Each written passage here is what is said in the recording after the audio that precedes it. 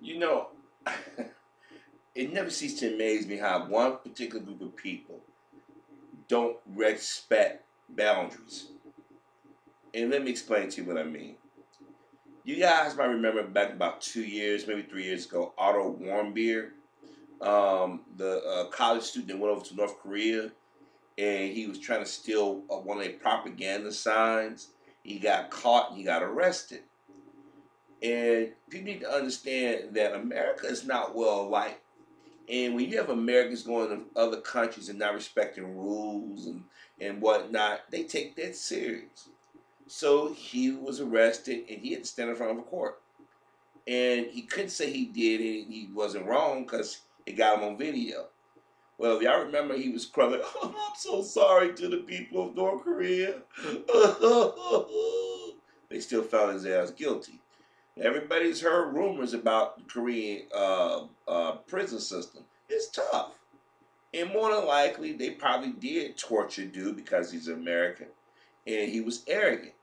And he ain't the first American to go to places where Americans shouldn't be or just people shouldn't be. They don't want to get hurt or killed.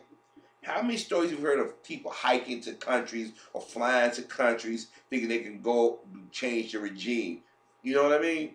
And it's a level of arrogance that usually is reserved for Caucasian men and women. Then when they get caught, their families start asking the government, can you help? And U.S. policy is not to negotiate with kidnappers or terrorists, right?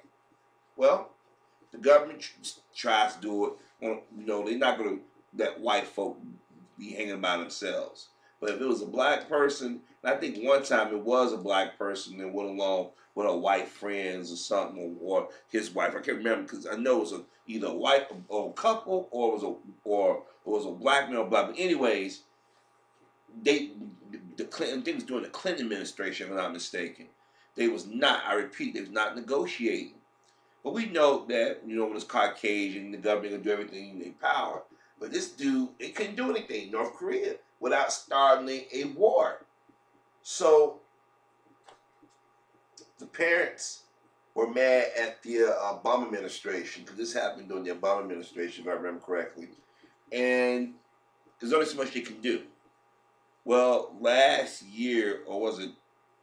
No, was it last? No, the year before last, or was it last? I mean, these days are blurred now. I apologize, but I got it wrong. He came home finally. He came home. He was in a coma. He was basically brain dead. His teeth like they've been pulled out. They say he was tortured, and I think he was only 22 years old. But in last week, Donald Trump, when he was in Vietnam and whatever, and his ex and reporters asked him, Kim Jong about Otto Warmbier and Bush. I mean, not Bush. Trump was like, he said he didn't know anything about it, and the family of Otto Warmbier and certain people in the media was upset. And I sit here and I say, he went over to another country and didn't respect the rules of that country. He went over there pranking, knowing that country is rough. I mean, you had Kim Jong Il kill his own brother, and they just released the women that participated and killed his brother. I mean, this dude killed his own brother. So America going there and fucking around, messing with propaganda signs, disrespecting their country, he didn't stand a chance. So the mother and father got mad at Trump and whatever, and I understand they pain. They had to bury their son. But the thing is, white folk and others, mostly white folk, like to go places and get into things that most human beings would say is risky or downright dangerous.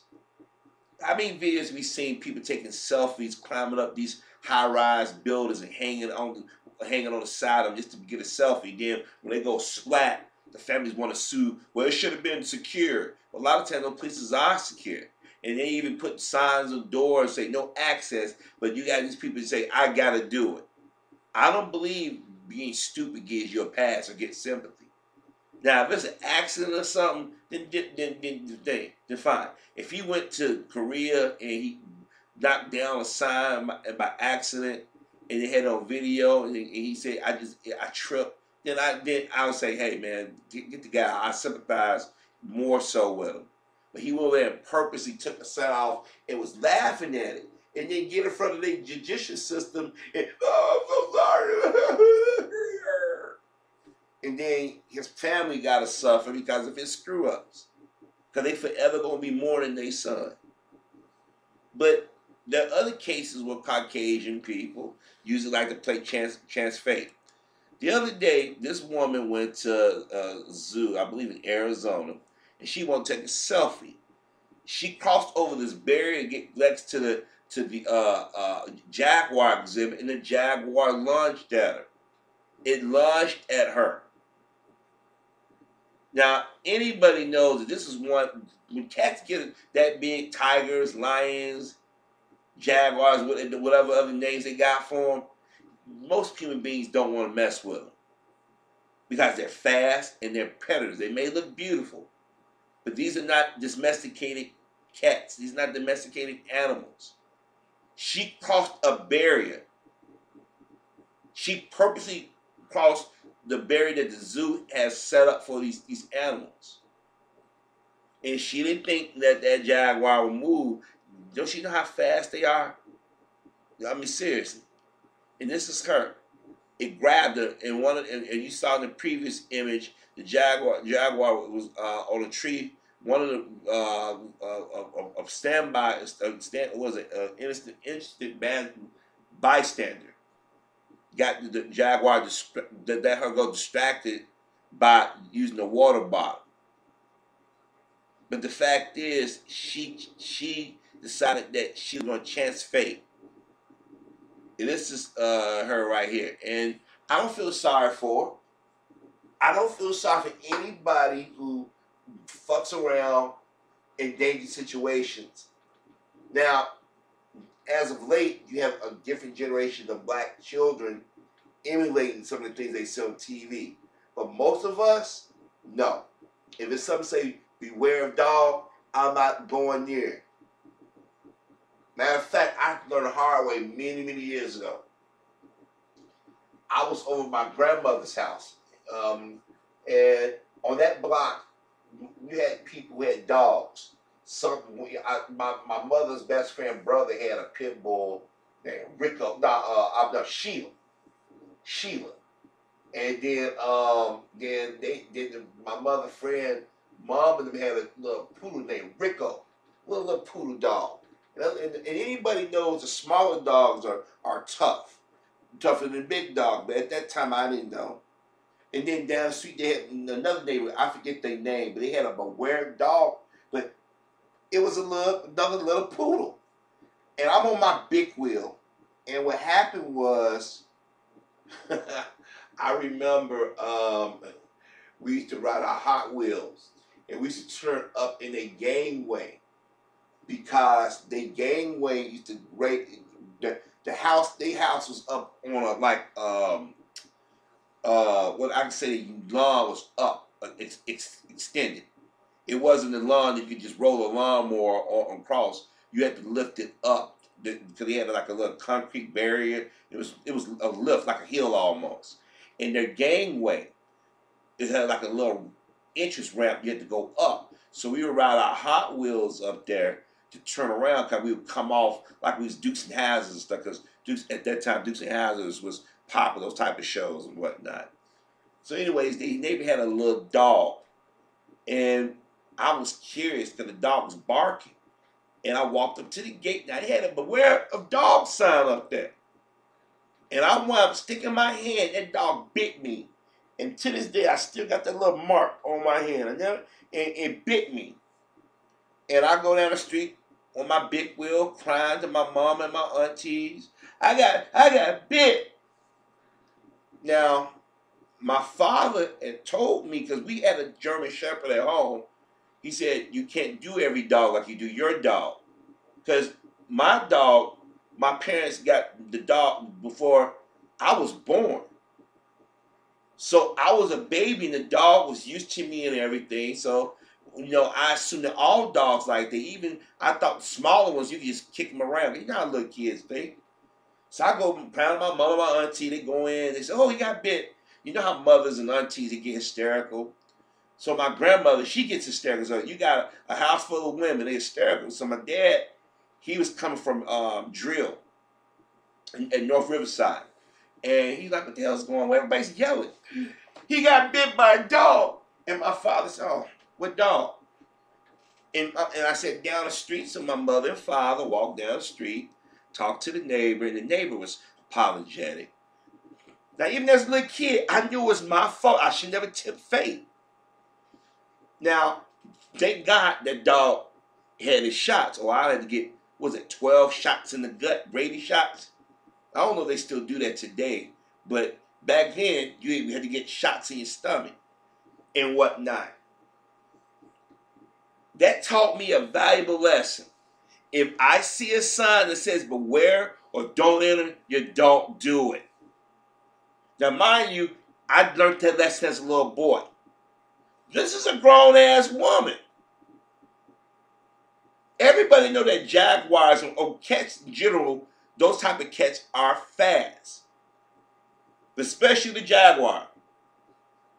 Then you turn around, got Otto Warmbier, who's a grown man who knows that in Korea they don't play. Why should I shed tears for either one? How many commentaries have I and others did where somebody tempt fate? They tell you don't mess with guns.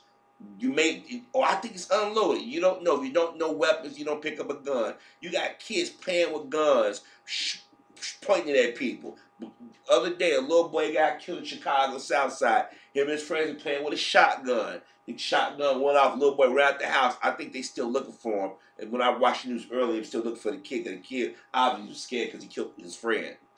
And when weeks prior to that, somebody was playing Russian roulette. Then you even had a cop that just got killed.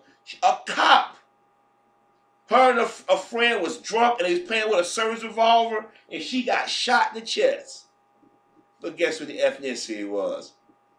White. But the kid that got shot was black. But usually you hear white folks, this happens to white folks. But every now and then you hear some black kids, but see, because parents are not teaching their children. When I was a kid, my father had a loaded gun in his closet. Me and my siblings would know never to touch it. I don't care what happened. Now, my father said, if you're at home with your siblings and somebody's breaking in and you can't get to the phone and y'all have to get to the bedroom, he said, I showed you what you have to do. I hope you don't have to never touch it, but you know what you have to do. Thank God I never had to touch it. As a kid, I was scared of guns.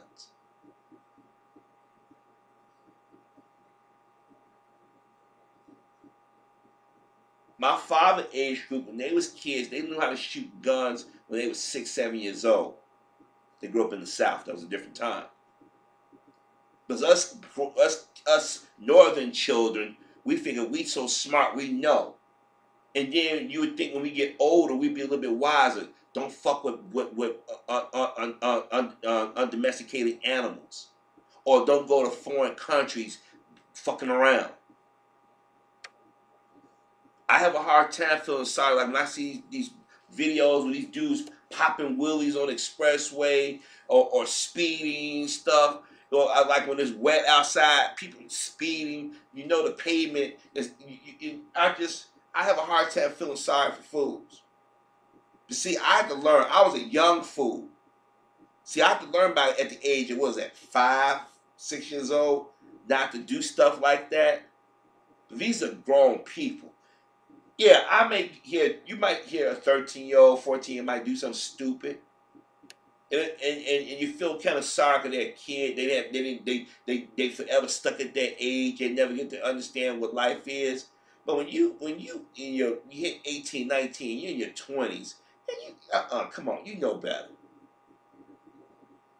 And then people want to like, oh, this poor woman. No, poor animal. Now they say they're not gonna put the animal to sleep, and they shouldn't. Now I know y'all gonna say, what's the difference between them not putting the jaguar to sleep with that monkey, that ape, in that a few years back? Well, that was different. The mom had her babies at a zoo. And anybody know children will wiggle away, get away real quick, and they fast. That wasn't intentional. And if they could have saved that 8, they would have. But the 8 had the boy, manhandled, would have killed the kid. This woman made a choice to go across. That's a difference. Otto made a choice to go to Korea and mess around. Stop tempting fate.